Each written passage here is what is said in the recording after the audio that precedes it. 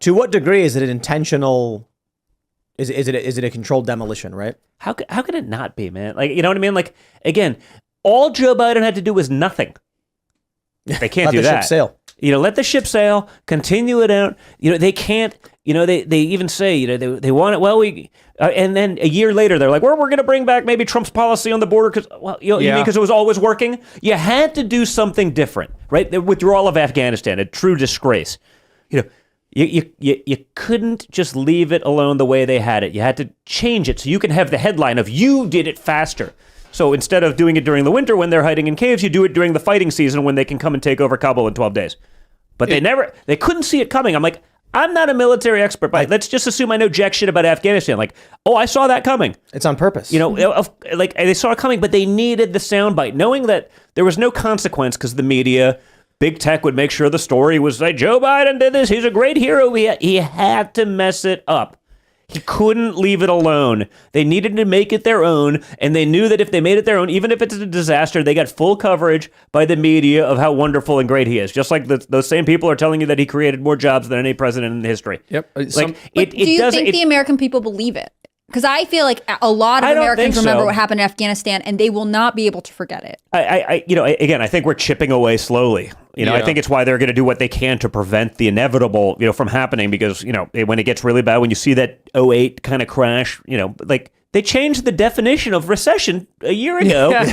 What is a recession? I'm like, if it was under Trump, if you met this level of not GDP growth for this amount of time at any other point in time in its history, they go, well, that's just the way we've kind of done it, but it's not really like etched in stone. But I was like, but you mean you're saying that now because we've hit that level that puts us in a quote unquote recession.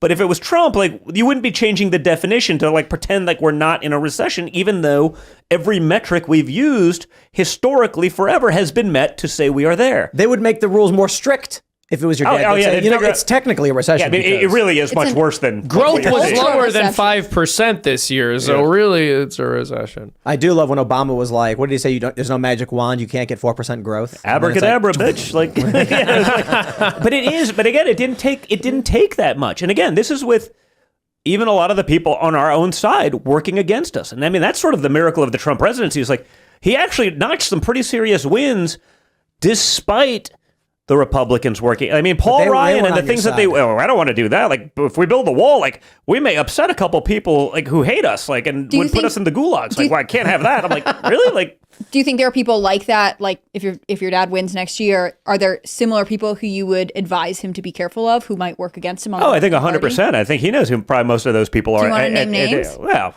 listen, I'd say, the vast majority of the United States Senate, there's a couple great guys in there, but, a tiny handful. I think, honestly, it'd be much easier to name people who aren't on the list than who are.